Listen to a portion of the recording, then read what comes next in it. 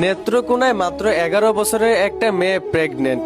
এইটা নিয়ে তো বর্তমানে সোশ্যাল মিডিয়াতে প্রচুর সমালোচনা হইতেছে, এইটা আপনারা জানেনই। তো এই বিষয়টা নিয়ে গতকালকে আমিও একটা ভিডিও বানাইছিলাম, কিন্তু এখন তো দেখতেছি ঘটনা অন্যদিকে ঘুরে যাইতেছে। এই ঘটনার জন্য যেই হুজুরের বিরুদ্ধে অভিযোগ করা হয়েছিল, সেই হুজুর ভিডিওতে আইসা তার বিরুদ্ধে সকল অভিযোগ অস্বীকার করতেছে। সে বলতেছে এর পিছনে নাকি তার কোনো হাত নাই, তাদের এলাকায় একটা বিচার হয়, ওইখানেও হুজুর এই অভিযোগগুলো অস্বীকার করে এবং সে বলে যদি বিশ্বাস না করেন তাহলে আমার ডিএনএ পরীক্ষা করানো হোক।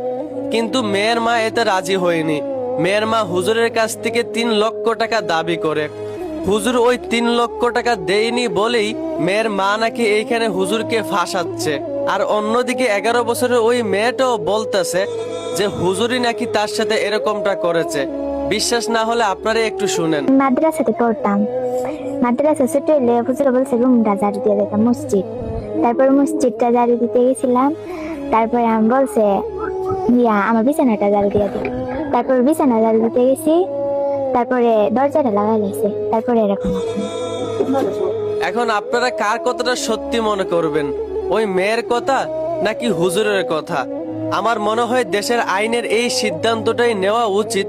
হুজুর যেহেতু বলেছে ডিএনএ পরীক্ষা করানো দরকার, তাহলে অবশ্যই আপনারা ডিএনএ পরীক্ষা করান, তাহলে সত্যটা একদম বেরিয়ে আসবে, বিষয়টা একদম ক্লিয়ার হয়ে যাবে। যত তাড়াতাড়ি সম্ভব আপনারা সত্যটা বের করেন।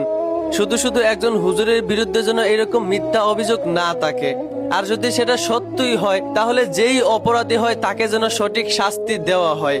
আর আমার মনে হয় হুজুর এই বিষয়টা আরো আগেই ক্লিয়ার করা উচিত ছিল, তাহলে হয়তোবা ওনাকে এত মানুষ ভুল বুঝতো না।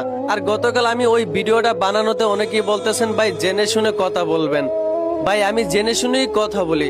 আপনারা তো একটু আগে ওই মেয়েটার কথাই শুনলেন, তখন তো আর হুজুর আইসা এসব বলে নাই, তো মেয়েটার কথাই তো সবাই বিশ্বাস করবে।